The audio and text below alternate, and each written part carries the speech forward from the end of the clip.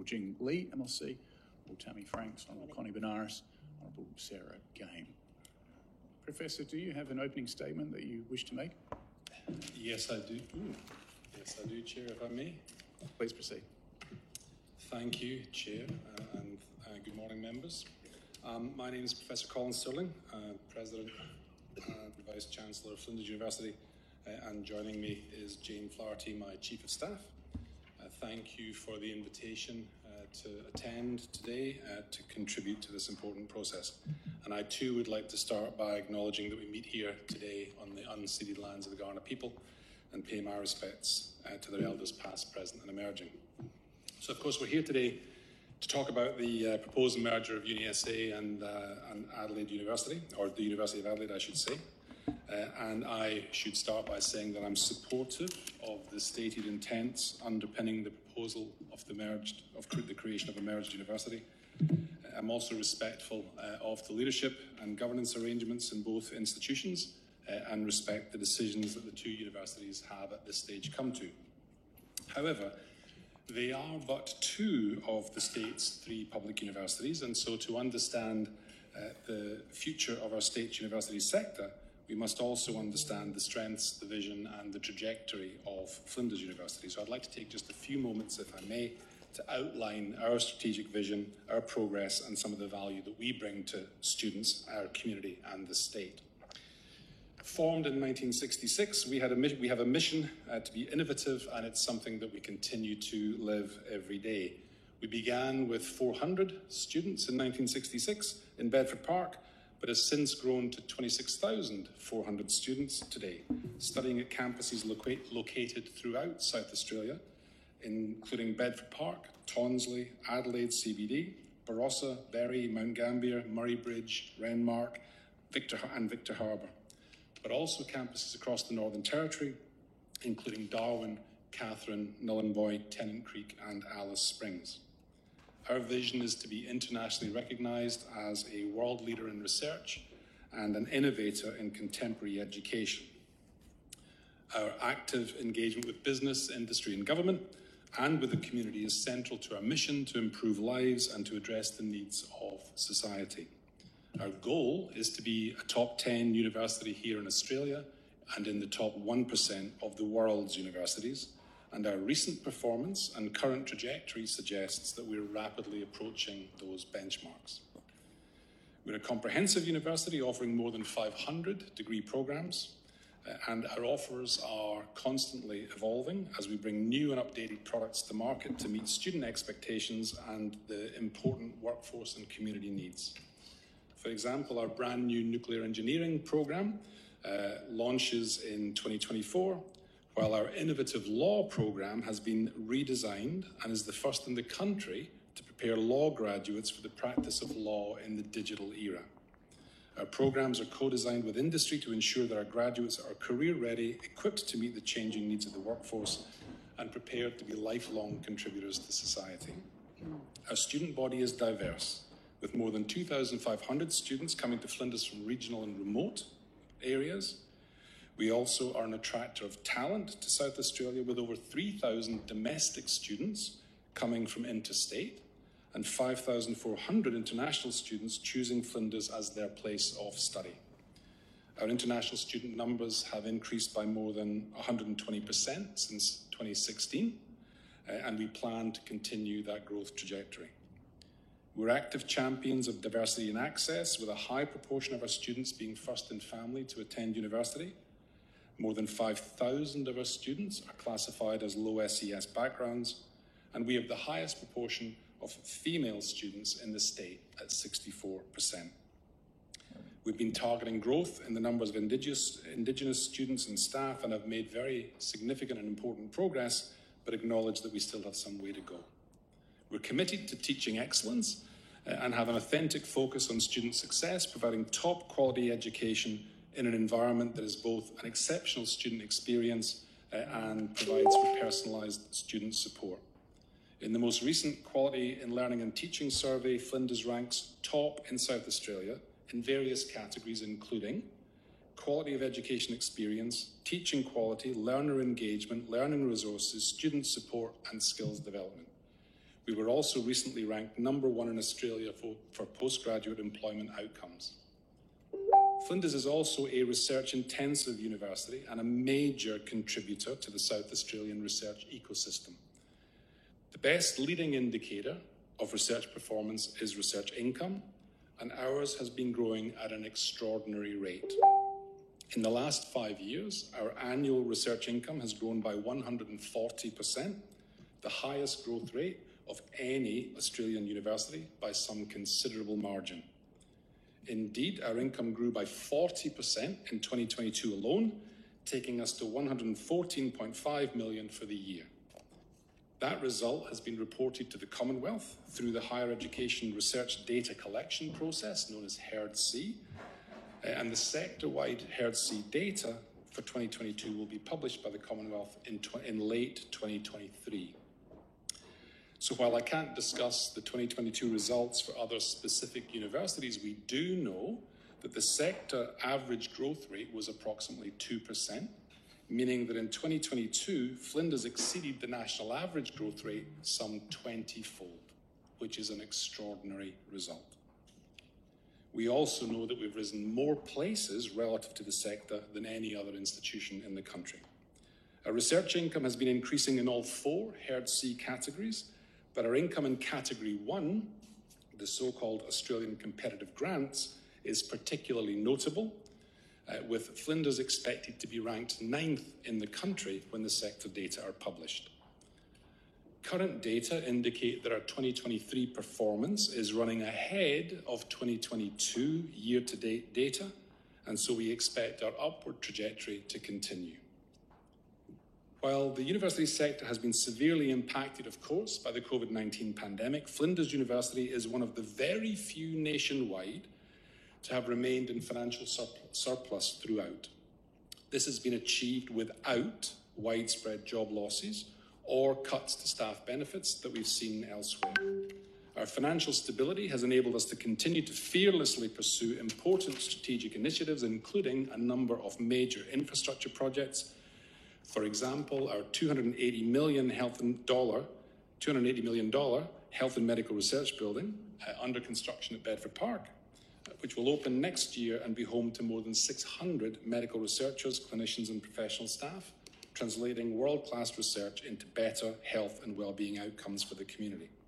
At the Tonsley Innovation District, Flinders is leading the establishment of Australia's first industrial-scale advanced manufacturing accelerator known as the Factory of the Future, a test bed for advanced technologies and a site for education and training, linking primes and SMEs with researchers and students to test and trial new technologies.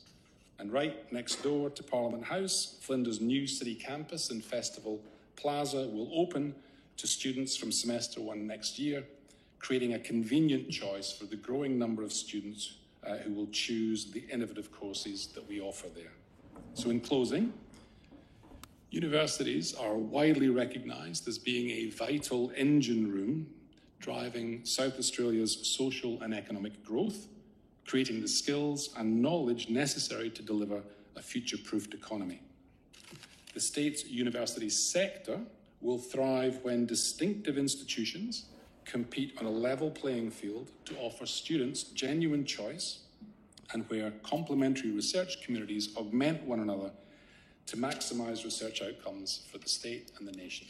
Thank you. Questions from members?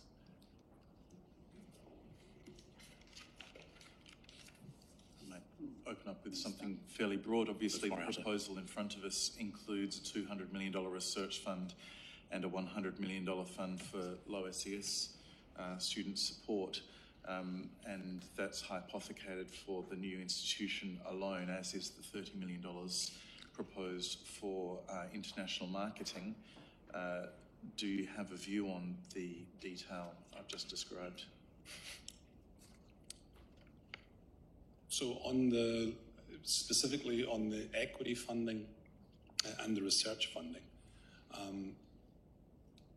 I would say firstly that I'm pleased at the recognition that those are important areas that are deserving of investment by the state government. Of course, they are, however, areas that Flinders University is also very strongly engaged in.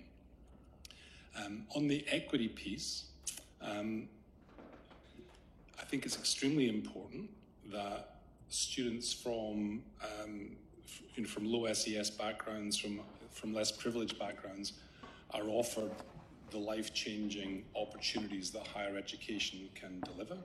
I myself am a First and Family University student. I've seen firsthand, for me personally, the life-changing opportunities that were opened up to me, and I speak to so many Flinders graduates who tell the same story. So Flinders is very proud of the impact that we have on low SES students and the manner in which we're able to support them. The idea of enabling more such students to go to university, I think, is a very worthy idea. And what I would say, though, is that providing funding to one institution for such support is unfair. And I do not mean unfair to Flinders.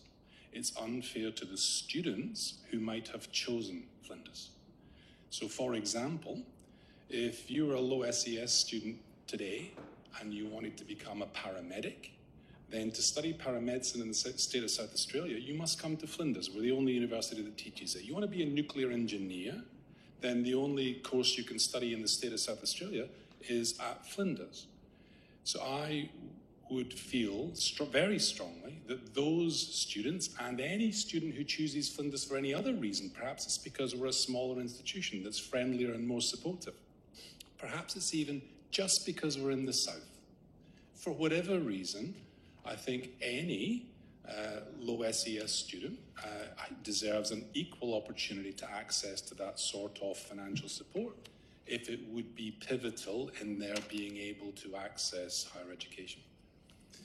On the research piece, again, I think a level playing field is important. Flinders has been showing in recent years phenomenal progress in research, and we expect to continue to do so. State government support for research is welcome, but if one looks at the numbers across the country, then that Herd C data that I referred to, one can drill into, and it's clear that different state governments fund university research to different levels. In Victoria, it's approximately 38% of university research funding is through state government, 25% or 26%, I think, in the state in New South Wales, 15% in Queensland, and 5% in South Australia.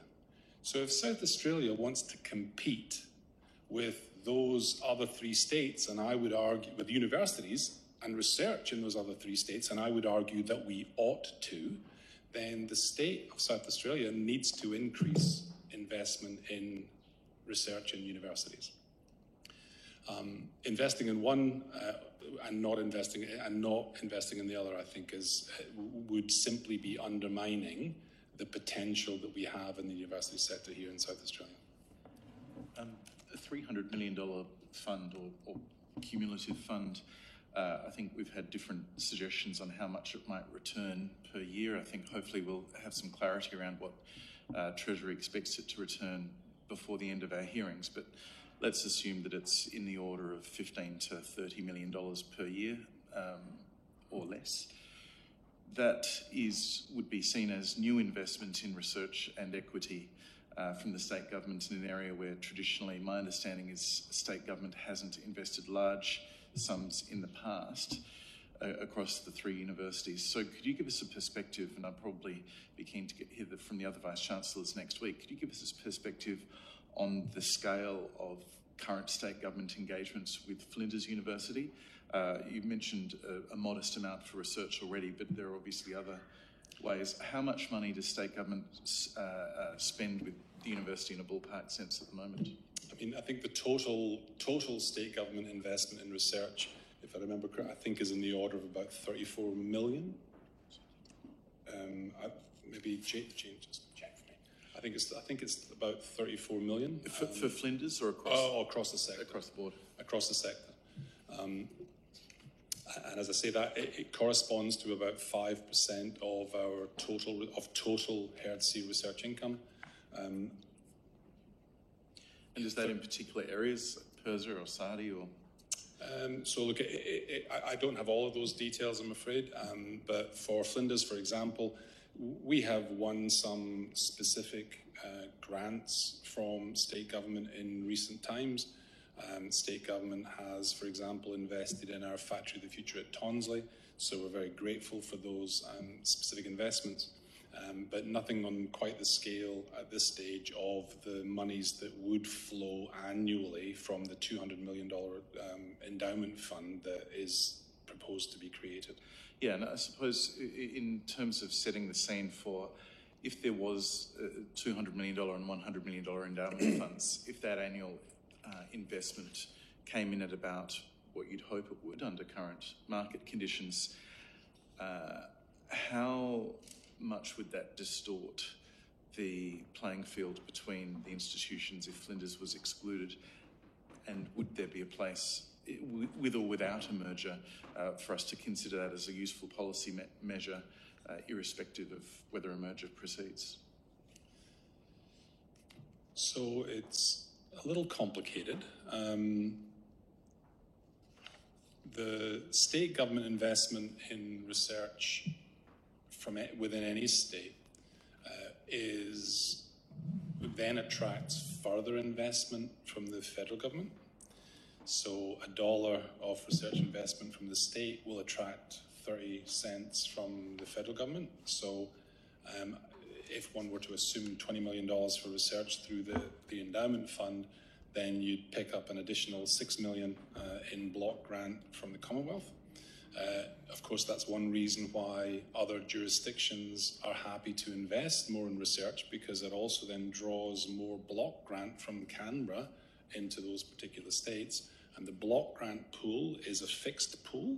So if one state draws more of that pool, then every other state loses out. So contributing less than the other states in research funding inevitably means we're missing out on opportunities in Canberra. To what extent is it potentially, does it imbalance the state? Well, look, it's $20 million. It's $26 million with the block grant.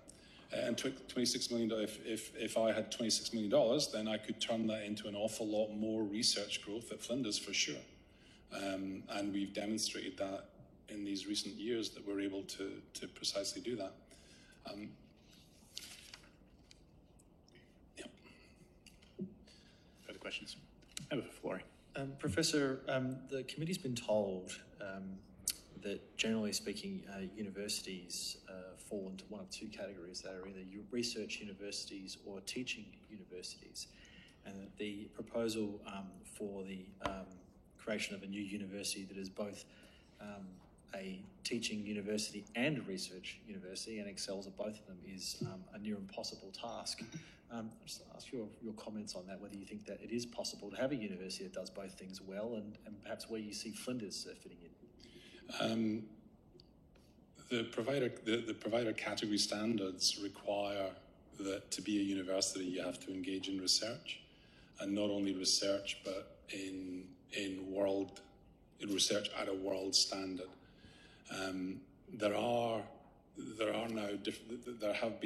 There's the emergence of a university college idea, which is a relatively new creation. There is discussion through the Accord process as to whether or not it's appropriate that by law universities are required to engage in research, and it's research across a substantial proportion of the disciplines in which we teach. So it's not possible really to be a teaching only institution. That may change under the Accord. I think you also said that it's a nearly impossible task to do both. Well, it was described to the committee, wasn't it? No, I appreciate it. Excuse me. And, you know, part of me does agree it's a difficult task to achieve both. And part of the reason for that is because research in this country is underfunded. It's not, the full cost of research is not funded. So when a researcher wins a national competitive grant, for example, you know, maybe 70% of the costs of that research are covered by the grant itself, which means the institution in which the staff member works has to somehow find those additional monies in order to be able to support that research activity. These are some of the reasons why universities over the last several decades have been, shall I say, driven towards a growth agenda, because as funding per capita, funding per student has declined, and funding for research is not full cost funding, then universities have to grow in order to provide that cross-subsidising revenue that can maintain those activities. So is it your opinion that Flinders could be classified as a research university, a teaching university, or do you actually think it does both of those things well? Oh, we absolutely do both. We are one of the most research-intensive universities in the country. You can measure research intensity. Research volume is one thing. Right? So Melbourne is the highest volume research university in the country, University of Melbourne. But if you think about research intensity, one measure of that would be the percentage of your total revenue that is research, grant, and contract income. If you look at that ratio, the most research-intensive university in the country, which, if I remember correctly, might be Monash. No, it's not Monash. Can't remember. But it's 25%. Most of the GOA are between 20 and 25%. Flinders is at 20%. We're ahead of the University of Sydney, and we're absolutely line ball, actually, with Monash. So we are a very, very research-intensive institution, but we are one that takes teaching incredibly seriously. And we are extremely proud of the fact that we return exceptional scores in all metrics in relation to teaching, because we believe firmly that you do not do one without the other. Honourable Sarah Game and then the Honourable Tammy Franks. Thank you. Professor, I'm just wondering if you can comment on what you perceive the impact of the merger will be on Flinders' vision for research and innovative contemporary education, as well as plans for growth and your level of course offering? Look, I think thank you for that. I think the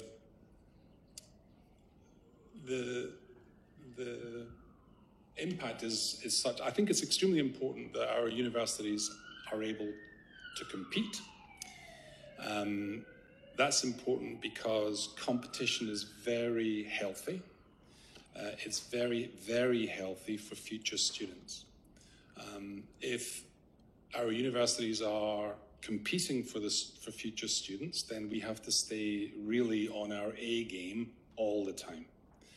So I'm confident that we can stay on our A game and compete in terms of course offerings with either the new university or the other two universities that currently exist.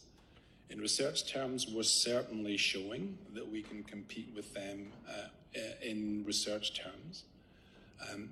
What is less clear is what will happen when substantial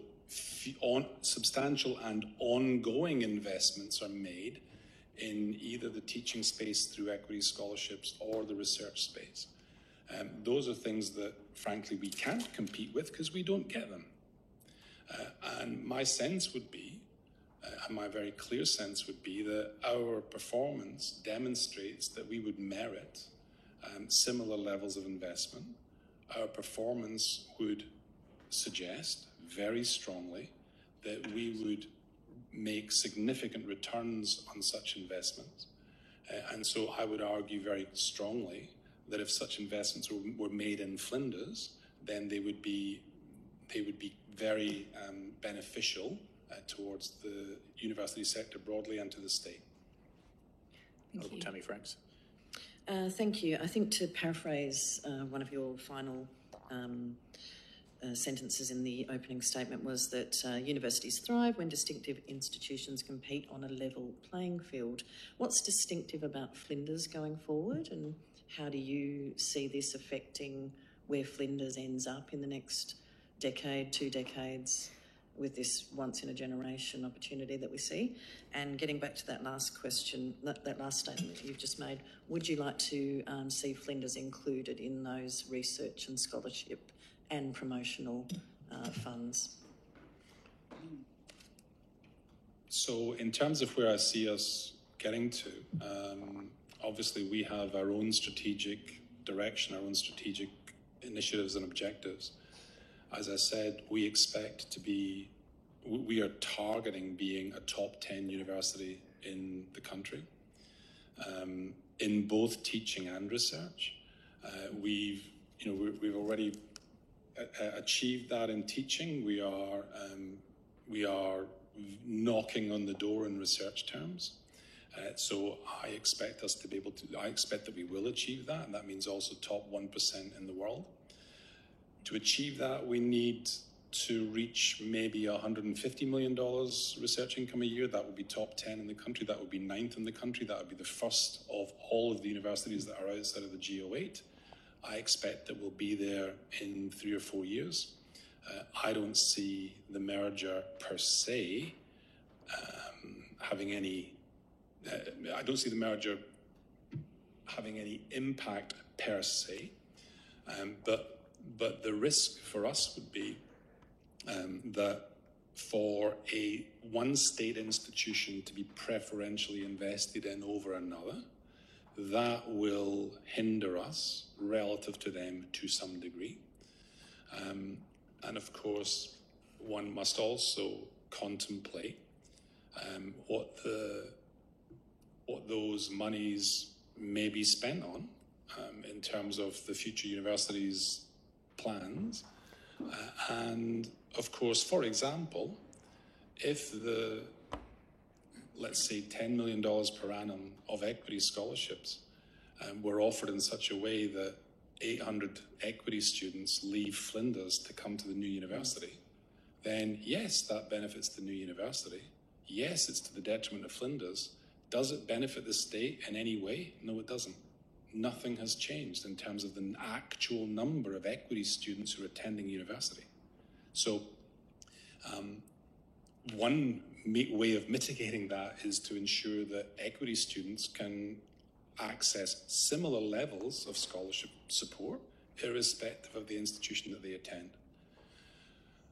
In a worst-case scenario, a similar driver could be identified in research terms, that if $20 million is available to one institution, then one could simply hire researchers out of Flinders and bring all of their research income with them. That would clearly benefit the new institution. It would be to the detriment of Flinders, and it wouldn't make a jot of difference to the amount of research being done in the state. So in that scenario, one would be spending an awful lot of money to shuffle the deck chairs around, but to have absolutely no impact. So that clearly must be avoided. Yep. And in my opinion, the simplest way to avoid it is to ensure that there is some equitable investment in the two institutions, if to it be, into the future. Thank you. And just to touch on that top 1% in the world figure, what's the metric that calculates that, and what's the comparison there with that top 100 list in terms of research? So the top 100 is the top 100. Top 1% means pretty much nobody knows the precise number of universities around the world, right? But it's quite big, such that the top 1% is, the boundary is around about maybe 280 in the rankings. So anyone who gets into the top 280 would be in the top 1% in the world, and we are very close to that point. Thank you. Connie Benares. Thank you, and Professor. Firstly, congratulations to you both, because I think they are remarkable figures that you referred to in your opening regarding Flinders. For our benefit, can we just unpack what you've said a little bit in terms of the level of discussions that have taken place between the three universities and what you've done to measure those pros and cons that you've outlined in coming to the position on the merger.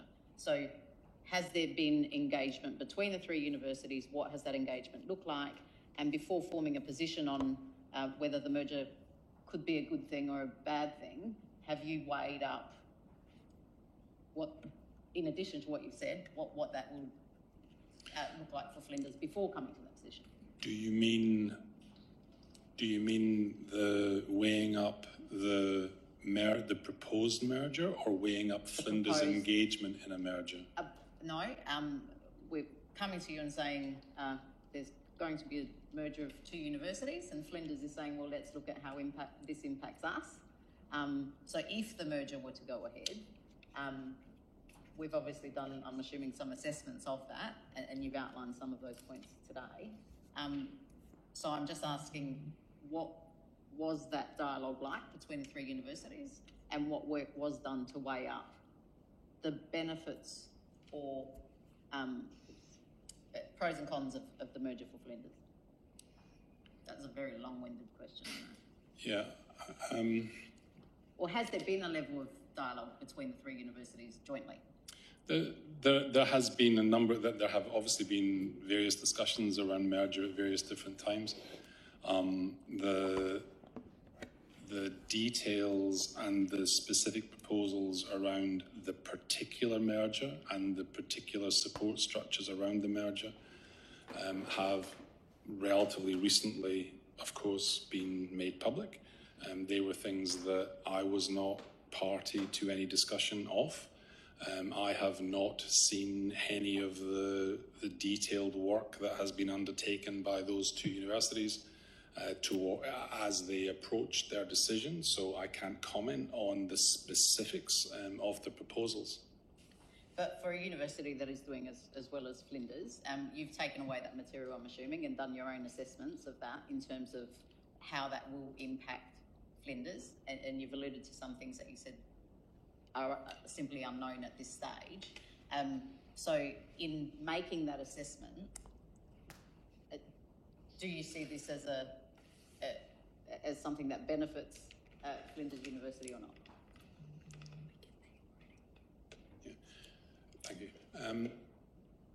I mean, I haven't seen the detail, so I haven't seen anything other than the public statements that have been made in respect of the targets that the new institution is aiming towards. There are 13,500 new students supposedly going to be in the new institution. I believe maybe close to half-ish might be international. The remaining domestic students, I don't know what jurisdictions the university is proposing to find those students from, so I can't speak in detail about their specific, if you like, objectives. What I can say is that we have 3 universities today, and Flinders competes with the other 2 quite effectively. And the other 2 are contemplating a merger, subject, of course, to parliamentary approval. And should they merge, then they will be pretty close to the size of the combined institution. And I believe that Flinders will be able to respond to that change in our environment and be able to compete. What I would like to do is to compete on a level playing field. And I think that's the answer I was looking for. I did put to a witness yesterday, and on first blush and purely on the face of it, there is also a level of competition for Flinders that disappears if 2 universities merge into one. But I'm just wondering, and I appreciate that's a very broad comment, but we have had submissions that going from 3 universities to 1 mega university and Flinders will make you less competitive and result in less choice for students. Do you think that is a fair assessment? Look, I mean, evidently there will be less choice. There will be 2 institutions, not 3. So evidently, but there's not necessarily less choice in terms of courses, just less choice in terms well, there's currently 3 different law programs in the state of South Australia, so you take your pick. In the future, it's unlikely, I should think, that Adelaide University would choose to run 2 different law programs. Can't exclude it, it's a possibility, I doubt it. In which case, yes, there would be less choice for future students. However, as I've said all along, I would have zero interest in a 3-way merger, because then there would have been no choice for students. And that would have been but in the context of there being 2, one mega university, as you put it, and Flinders, my sense of that is that there will be some students who are very attracted to this new thing because it is exciting in some way, shape or form, and there'll be some who aren't. And some of those students will want to come to Flinders, and vice versa. Some Flinders students will go the other way, but we think we are offering a suite of programs with sufficient vibrancy and excitement in them that we'll be able to attract students, including at our new city campus, which is something that, those students from the northern suburbs, which are underrepresented in higher education participation, we would hope that some of those might consider coming to Flinders on North Terrace when they, in the past, wouldn't have considered coming all the way down to Bedford Park. So we think we'll compete for students for sure. And just one final one, thanks for your indulgence, Chair. The total number of students at Flinders is 26? 26,400 heads, so head count. It's fewer in full-time equivalent load. It's much lower in full, because a lot of our students, we're a different type of university, for example, to the University of Adelaide. Pre-COVID, and I'm sorry, I haven't looked post-COVID, but pre-COVID, Flinders University and Adelaide University taught almost exactly the same number of South Australian students, but our full-time equivalent load is much lower. That's because our students tend not to be students who, we have a higher proportion of students who need, for example, to work part-time during the studies, who may come not after immediately year 12, but perhaps a few years later. And so those students often study part-time. So we have a higher proportion of part-time students. So our full-time load is closer to maybe 18,000. And just finally, in terms of discussions that have taken place, have there been discussions with Flinders around the issue and very valid concerns that you've raised around funding and so forth? Have there been discussions with the government about funding arrangements? I mean, I've certainly raised my concerns. And I think, in all the discussions that I've had, I think that my sense is that there was a willingness to listen to those concerns. Thank you. Mine was a bit of a supplementary on the Honourable Connie Benares. It was also put to us yesterday, I think by the same witness, that perhaps Flinders might use this to their advantage to market themselves as the place to study where you're a name, not a number, in future years. And Curtin University certainly made submissions to this committee. Can I use that? Yes. Well, I thought you might want to. I certainly thought it was quite insightful when he said it. Curtin's actually presented to us that they have chosen not to undertake mergers for that particular reason as well, in terms of the opportunity cost of going through a difficult merger process and the impact that has. Curtin must be nearly 60,000 students already. Yeah. I must confess that in terms of the, I wouldn't talk about a marketing plan, but in terms of thinking about the nature of the universities, just by definition, the culture in 2 institutions is likely to be quite different if one's very big with a very large number of students and a huge number of staff, from an institution that's a bit smaller with a smaller number of students. We anticipate growing as an institution. We anticipate growing our student numbers. We anticipate growing our research income. We do not anticipate ever seeking to grow to the extent that the new Adelaide University would be.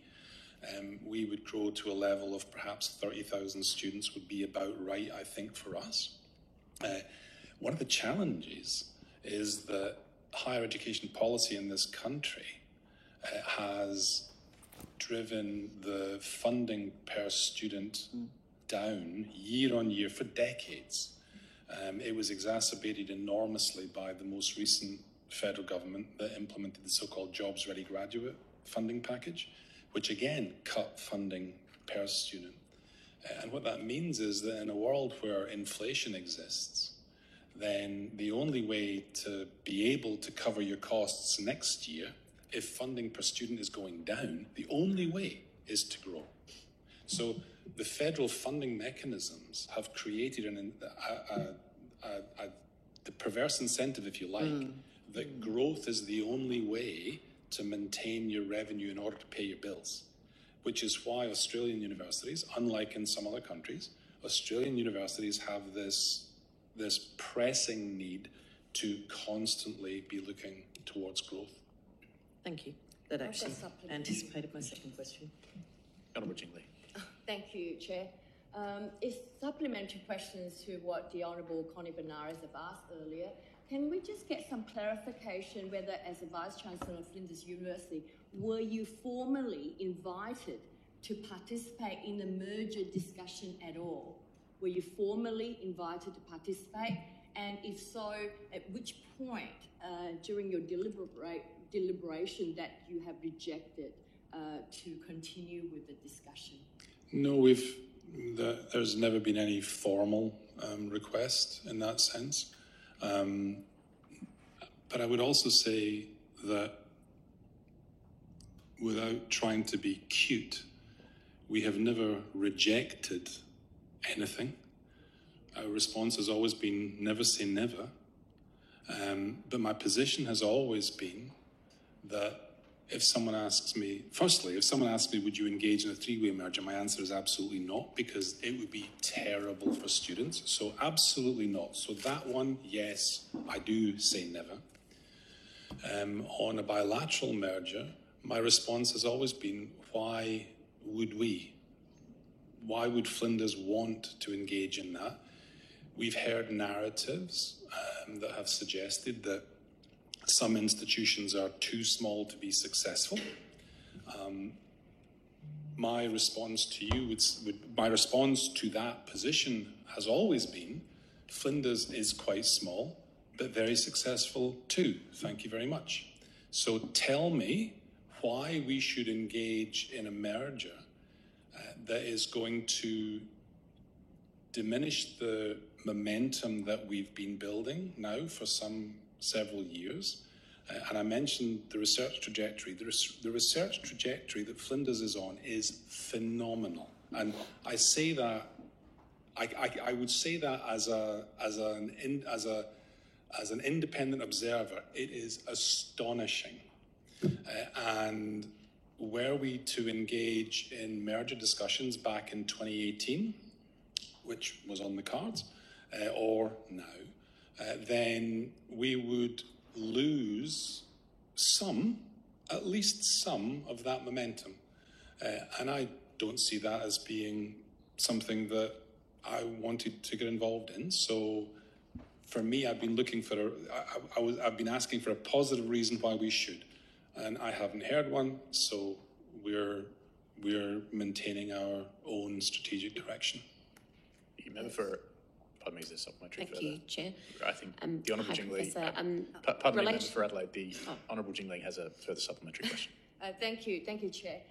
Because Vice-Chancellor, you spoke about the reputation exactly, that I just want to draw from there, because it does take years of establishment for any university to gain the brand, the strong brand, attached to the reputation as well as the ranking. Now, with the current proposed merger, the University of South Australia is going to lose its name and the identity, and subsequently the ranking, etc. What are your views on this?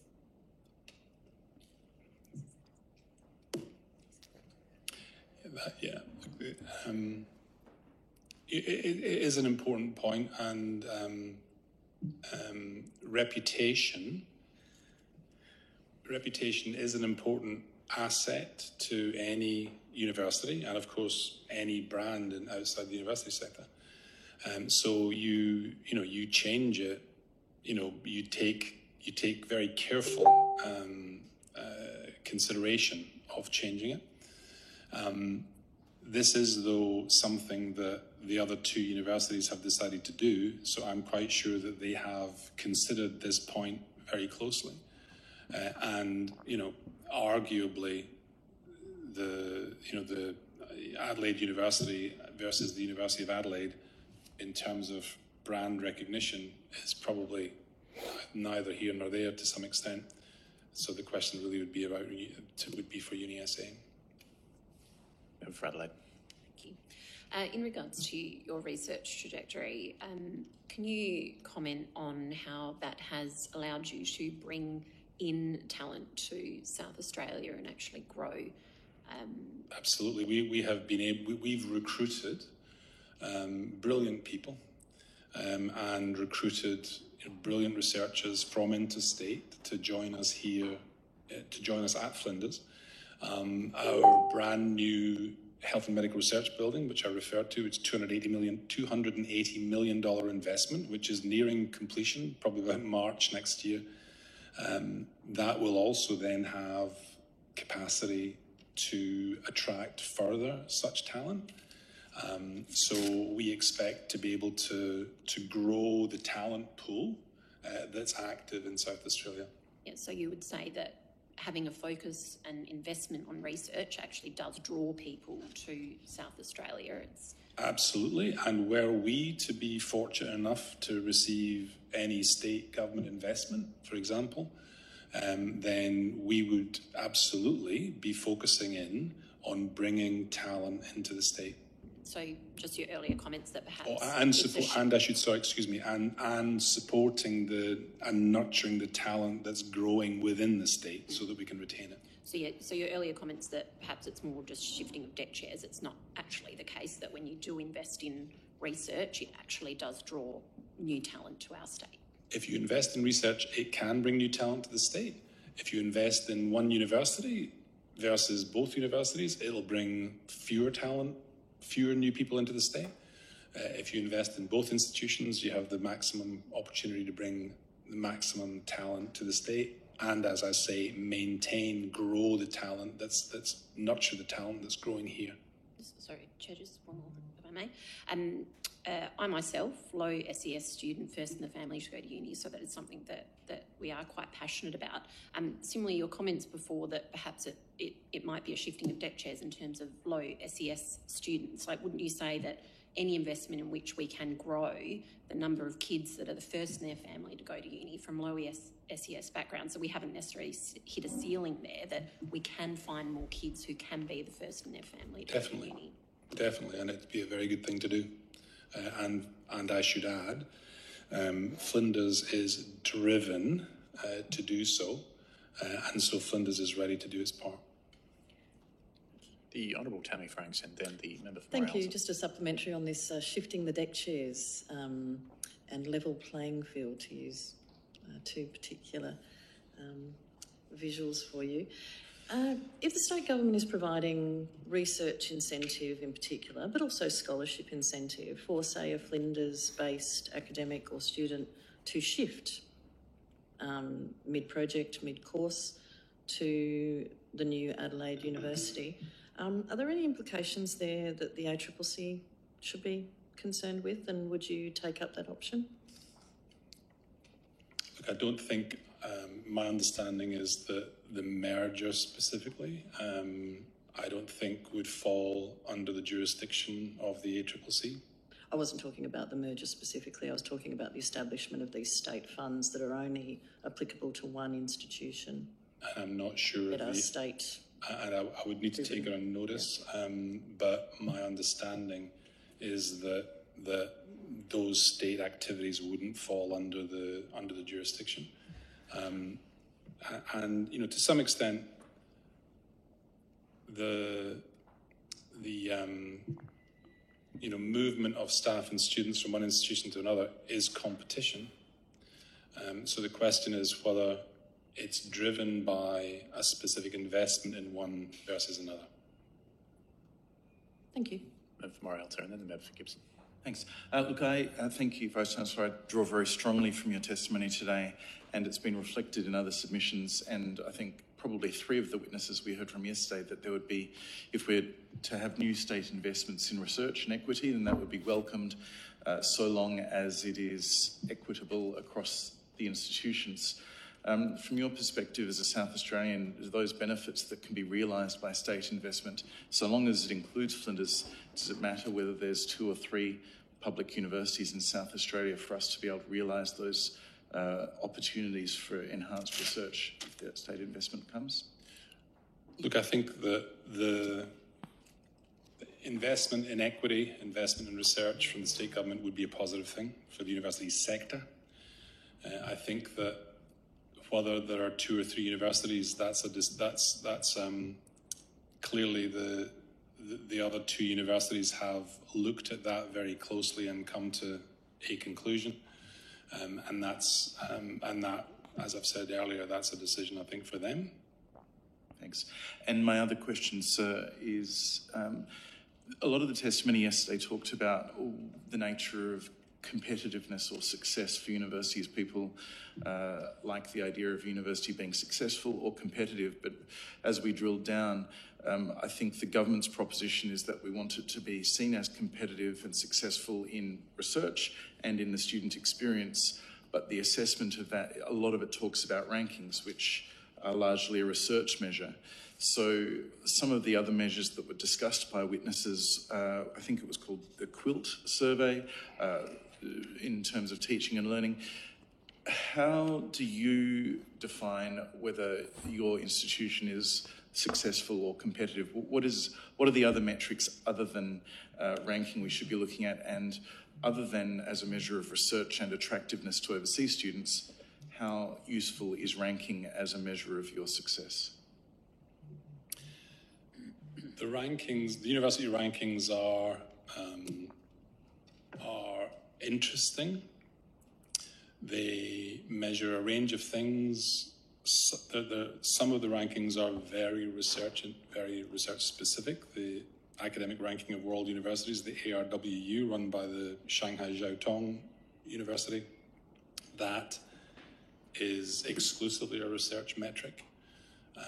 It's also the only ranking wherein the methodology is entirely transparent and public, and that uses entirely public data sources, such that one can reproduce their data, you can reproduce their rankings from the publicly available data. All of the others, the QS, the Times Higher, have a black box element that one cannot penetrate, but those rankings do include a number of teaching-related and student-related metrics. But nonetheless, they have a black box element, so one never knows if one's going to go up and down in those particular rankings, and there's quite a big reputational element to both of those. In terms of, so my philosophy in respect of rankings, frankly, is that it's possible to, if one looks at, for example, the ARWU, it's possible to look at the metrics themselves, to look at the data, to look at what would shift your own position, and then to take very specific, targeted, tactical steps to then improve your specific ranking. We don't take that approach because those tactical steps may involve hiring 1 or 2 people in an institution of 3,000 people. And for me, I question the validity then of a jump in such a ranking, because it's been achieved through tactics rather than recognizing an overall improvement of the institution. So my approach philosophically is actually be the best university that we can possibly be and allow the rankings to take care of themselves. Thank you. Member for Gibson. Thank you. I'd like to start by acknowledging I'm a proud graduate of Flinders. glad to hear it. You spoke about the incredible growth in research activity at Flinders and then made reference to return on investment. Can you comment more specifically on what return on investment means for South Australia in Flinders activities? There isn't, I mean, there is, I guess I was referencing there the idea of return on potential investment. So return on the, where Flinders to be in receipt of additional state government resources for research, for example, then my sense would be that we would provide a very good return on that investment, because we would use those monies to grow, be it research or equity scholarships, in very effective ways. Because, and as I say, I think we can be confident in that, because we are extremely good at supporting low SES students at present, and in supporting them through their university experience, and we're demonstrably excellent in terms of research growth. So my sense is investment in either of those activities, in both of those activities at Flinders, would provide positive returns to the state. Further questions? The Honourable Connie Thank Benares. you. I just wanted to clarify one of the supplementaries to my questions that was asked by the Honourable Jing Lee.